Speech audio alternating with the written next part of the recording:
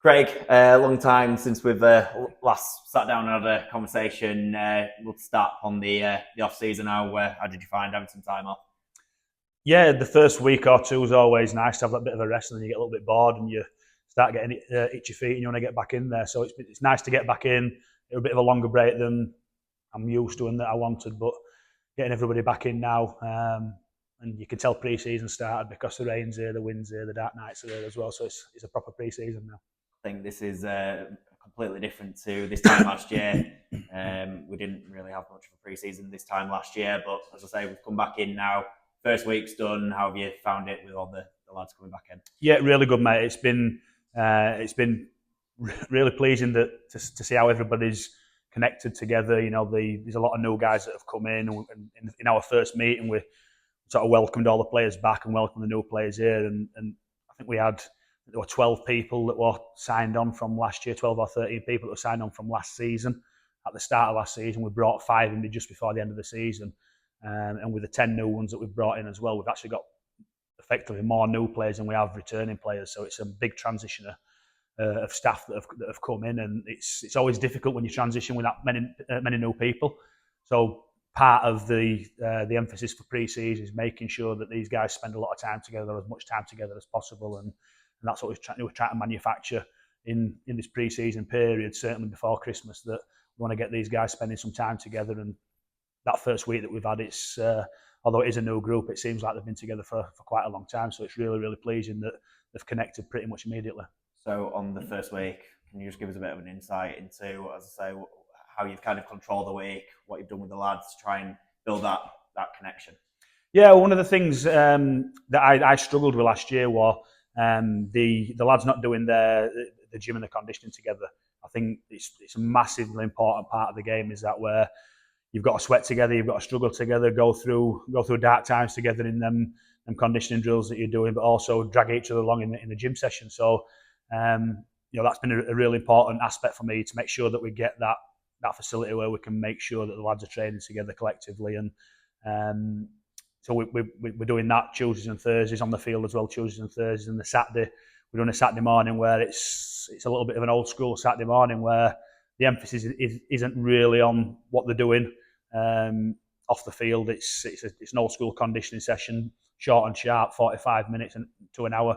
But then they're spending time together afterwards, having a coffee together as a team or a breakfast together as a team for that 45 minutes to an hour period after, which is the important part of that, because they sat down talking to each other, building them connections and developing that team spirit and camaraderie, which like I say, you've got to manufacture them situations sometimes, because I think if you're training 3 evenings a week, then when you finish training, lads just want to get home and get some food down them and get to bed and get ready for work for the next day. But on that Saturday morning, it means that we can get in nice and early, have a short, sharp blast of conditioning stuff, and put them through some, maybe put them into a dark place. But then once we've done that, we can go and have a coffee and a feed together and build them connections. So right now we're here in Castleford in our new facilities that we've kind of got here. Just kind of explain, as I say, the decision to kind of do this, do something new and explore different options. Yeah, as I said, there's a couple of reasons for that. The first one is that I didn't feel like I could control what the guys did. Like I said, the conditioning and the weights,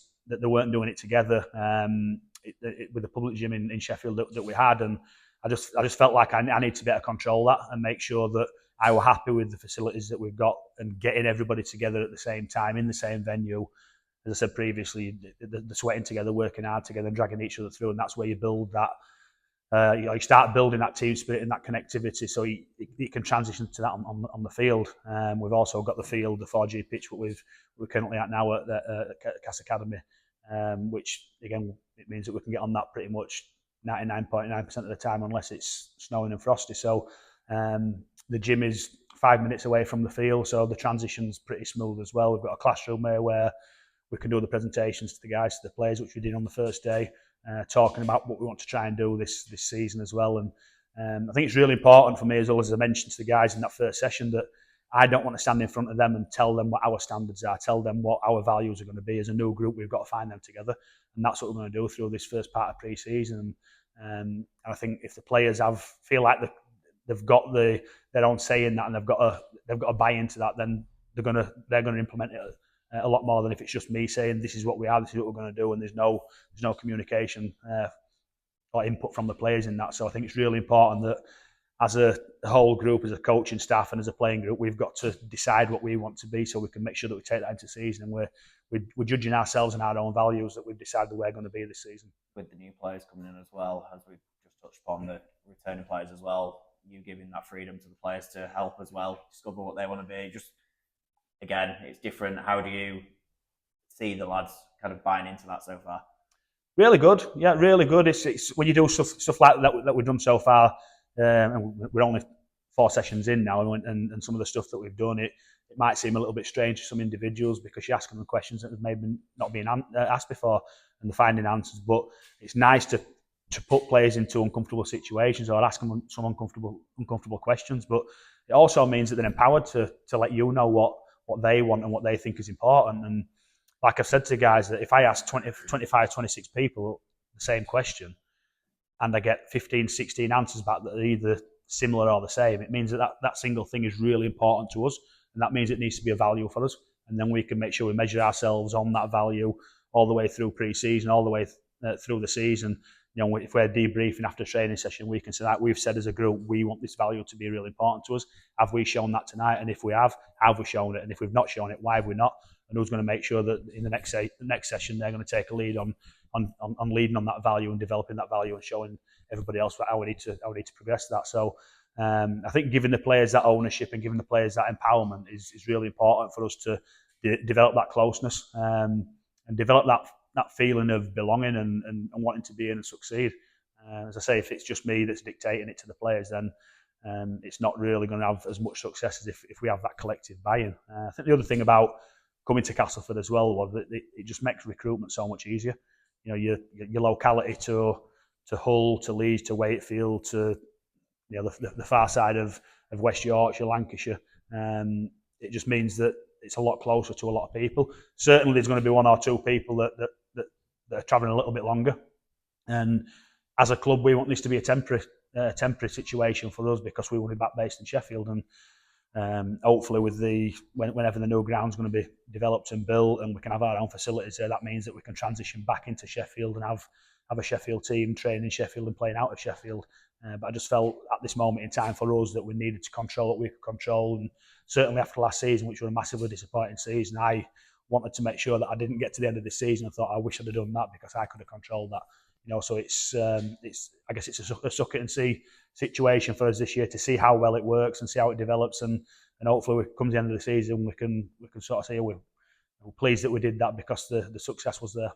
On the 10 signings that we've brought in the off season, as I say, that first week, what qualities have you seen from some of them new lads that they're going to bring in this year? Just the energy and the leadership that they're bringing in, and it's not necessarily that I've brought 10 captains in. It just means that I've brought individuals in that still want to achieve and still want to succeed, and they're bringing things from successful environments. You know, we brought a couple in from Bradford who finished, I think, 3rd for the last couple of seasons. We brought a couple in from York who won the league and got to the grand final and won at Wembley. You know, Wembley, didn't you? I thought they did, yeah. And then we brought a couple in from Castleford who've been in Super League as well. So we brought players in from good environments, from quality environments, and they're bringing that, you know, that work ethic, that experience, that leadership about how they speak and feedback to players, but also how they act on the field as well. I thought that was really important, that we needed to bring leaders into the group, not only good players, but good people and good leaders as well. I think they've certainly brought that in with them. And as you say there's plenty of things to bring in there. It'll obviously help the returning players as well, benefit to get better, but also you can see the returning players coming in and hopefully helping the new players get better as well, won't you? Yeah, and I think it puts pressure on them as well, and it also shows the players that have been loyal to us and stayed with us that, you know, we're bringing people in that shows that we want to get back towards the top end of the table.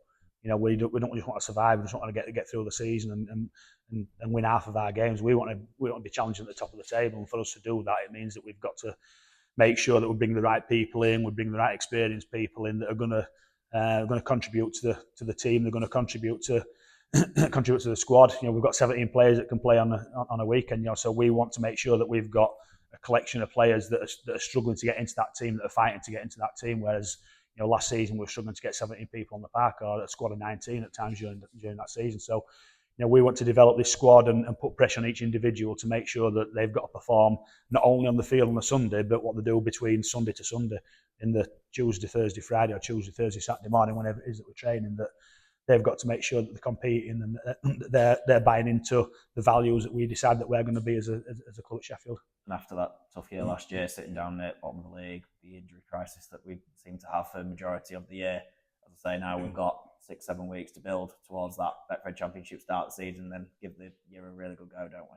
Yeah, definitely. I think the period before the Christmas New Year break, where they get a little bit of time off between Christmas and New Year to spend with the families, I think it's really important that we can put a decent base down there. The hard work goes in now in this period, and say it's typical pre-season weather now. It's dark, it's wet, it's windy, and I don't really mind that because it means that the players are pushing through them uncomfortable barriers, them uncomfortable situations that they're being put in, not only physically but mentally as well. When the wind and rain is blowing and it's coming down on them, it means that they've got to concentrate, and there's no sulking, there's no time for feeling sorry for themselves. So it's a really important part of the season that you build a base that's going to hopefully drive you through the season.